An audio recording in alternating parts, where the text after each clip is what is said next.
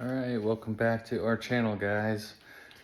Today we are going to show you how to install Ikea rails in a kitchen that we are starting from the beginning. So we're starting this job now. I've already done the layout, everything is working out.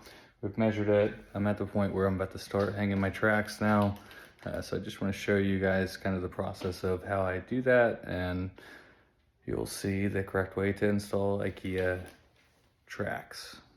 All right, so what we have here is a concrete floor that does not have flooring yet. So what we have to do before we can hang our tracks is figure out what height we need to hang the track at, and that's based off of the size of the flooring. In this scenario, the customer has the flooring already, so I'm going to take a temporary piece and use that as my finished height measurement. For me, what I do is I take my finished floor here, I'll set my tape measure up. The top of your cabinet is going to come to 34.5 inches. From the top of the cabinet to the bottom of the track is 2.5 inches down. So I take my mark at 34.5 and I go 2.5 inches down, which is 32 inches, and that'll be the bottom of my track. Now I also add an extra 1/8 of an inch to the bottom of my track that bumps it up to allow the toe kick to go in right. So when I mark the bottom line for my track, I go at 32 1/8. So here I've done 32 1/8. And now for my uppers, the top of my cabinet is 94.5. So I go down to 92 1/8. And I make a mark, and that's the bottom of my track. Typically, if everything is perfectly square, I can go with this measurement. A lot of houses are not perfectly square, so you have to figure out the high and low points of the house. To do that, we use a laser or a level and mark a line. When I shot this on a laser, we're good. We're within 1/8 of an inch from the right and left, so we don't have to really worry about that. But typically you need to find the high and low point of your kitchen and start your track at the high point, and you'll be able to work your way down when you scribe on the mold. All right, so we've marked our line at 92 1/8. That's gonna be the bottom of my track. What I do is I use a stud finder. I'll put that on the wall. And this will tell me exactly where my studs are going. So now I know my stud is here, so I make a mark there. Stud finder here. So I make a little V, shows me where the middle of the stud is. You always want to find the middle point of it. This is going to tell you that. And you want to work your way all the way down the wall and mark where all the center of your studs are.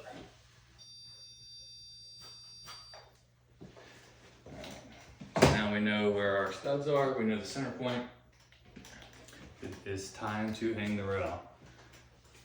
What I've got here is a laser. If you don't have a laser, you can take a 4-foot level, any level, 6-foot level. You can use that. You'll transfer the line with the level off of your mark at 92 1/8. And that will give you the line for the bottom of your track. Now we're gonna open the tracks and hang the tracks.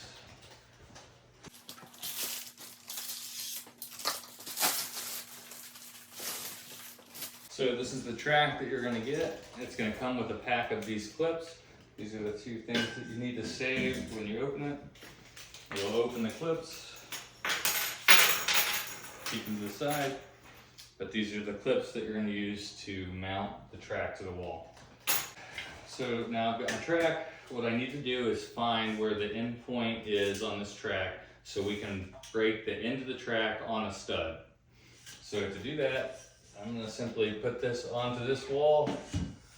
I'm going to come over to my mark here. I know that this is the mark I just made for the center of my stud, and this is the center of my stud right here. So I make a mark on the center of my stud. I'm going to mark the center of the track. And I'm going to cut this track at this point So when I install the track, I have an anchor point here, and then on the next track, I have another anchor point there. So I don't just put the full track up and let it hang over and not have an anchor. I cut it so at every end point, I have a stud on every end of my rails. So there's a bunch of different ways to cut the rail. We're just cutting metal, so you need a metal cutting blade.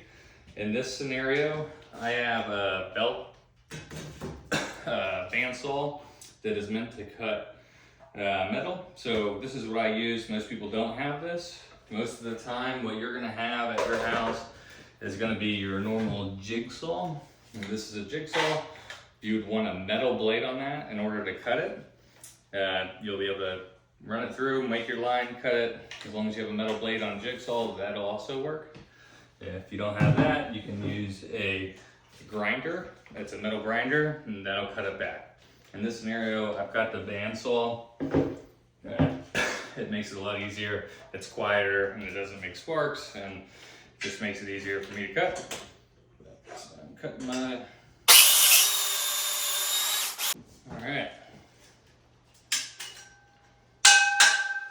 So now I have this track for this unit.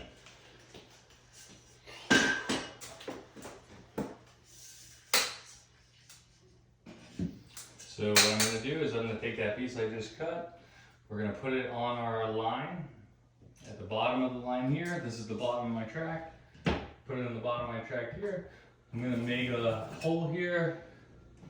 I'm just going to trace out this. I'm going to trace out the hole where the stud is right here. I'm also going to do this one. So what I have now are where my screw holes are going to go. So I have these tracks and this track. All right, so now I got my pilot bit. This is gonna allow me to pilot my holes for my screws. The screws I use are 2.5 inches by 12, number 12.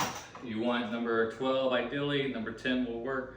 That's the thickness of the screw and how strong it is. So we have 2.5 inches by 12 and by number 12. So that's the screws we use, and we also use a pan head screw. That is going to allow this bracket to go on and seal with a pan instead of a cone shape like a regular drywall screw. So you always want a pan head screw. You want it at number 12 or 10, ideally it's 12, 2.5 inches. So what I have here is a pilot bit. Just a normal bit. I use a 7/16 for this one. An 1/8 of an inch will work. It's gonna be your more standard one. So I'm gonna take my pilot, I'm gonna go on those holes that I just marked out, and I'm gonna hit the middle of it.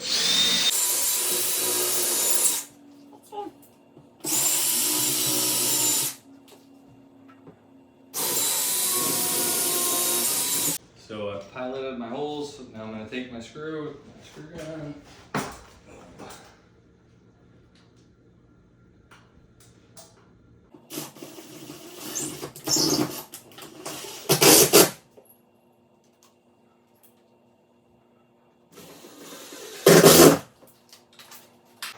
And I'm going to tack one on this side and one on this end, and that's going to allow me to hang my track just temporarily on it. So now my track is just hanging on there, sitting on the two edges. That's going to allow me to level up my track now. So we're going to take our caps, our clips, we're going to slide them on.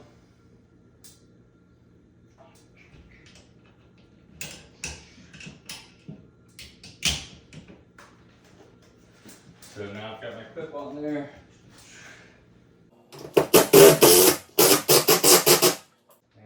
Shoot it to my line.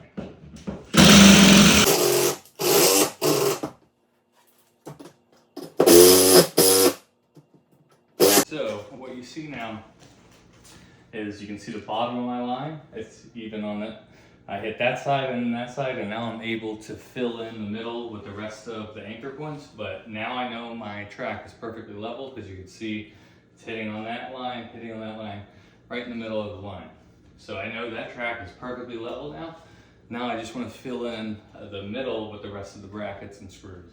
And you always, even with the laser, it's level, you can always double check with your regular level. Once you get it up to that point, you can shoot it on there, and then you'll see it's level now. Now that I've got that tacked on, I'm going to fill in. I want this to be on the top of the bar and my screw to go into this point.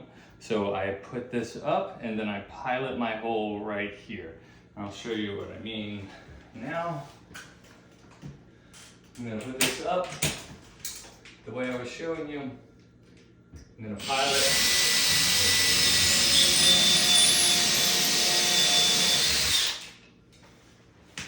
I'll take my screw and my bracket.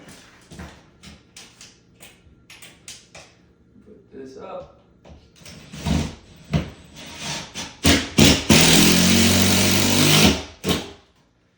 Shoot it in, and this is how we should have our clips when they're installed correctly.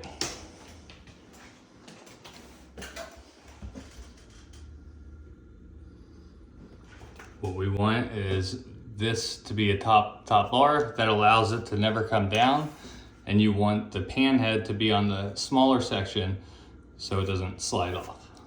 But that is the correct way to have your clip. So now we're gonna fill in here. We're gonna cut our next piece and fill in the track on that side. And we're almost ready to hang some cabinets. So every stud now has a screw and a clip on it, and now we're anchored throughout that whole entire track. So in this scenario, the cabinets are going from wall to wall, so I can run my track from wall to wall. It's not a problem.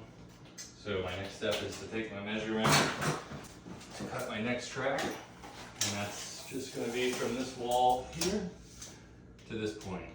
So it's 62 5/8. I don't want to fight with it. I'm going to go 62 1/2.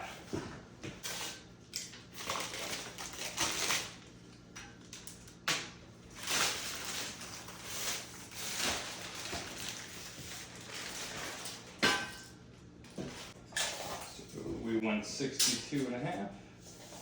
To pull up, 62 1/2. And that will be our cut line.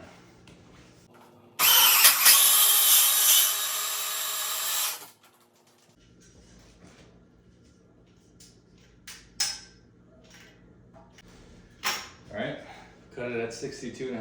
Now I'm going to do the same thing. I'm going to mark this hole and this hole in the wall so I know where to drill for my screws to hold it up temporary. So same thing, I'm gonna hit this line here, exactly where this is on the same plane, and then I'm gonna hit this over here on the bottom, make my mark.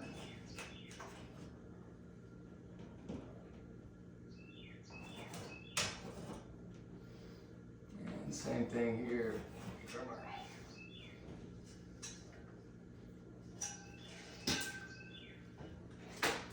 Now I marked my 2 holes. I'm going to take my pilot again.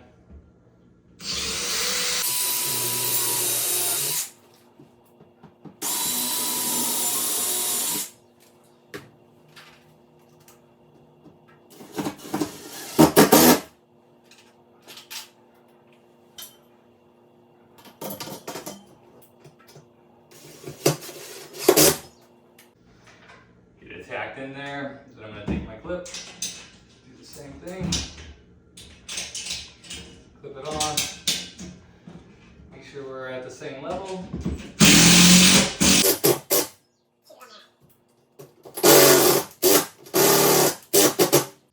Now you can see, same level, going across the whole thing. One more.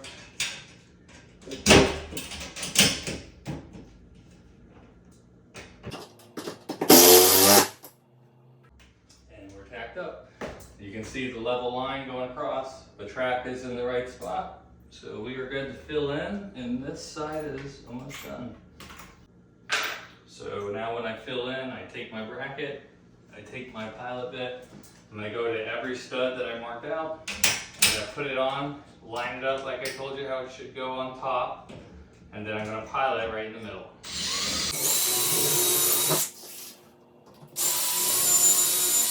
Alright, so now you've got your rail in the right spot. See where you're going down. It's all on the level line, going across the whole thing. Every stud has a mark and is hitting the correct screw. Screw we have in. And we're tied into the corner. So we're ready to hang our cabinet.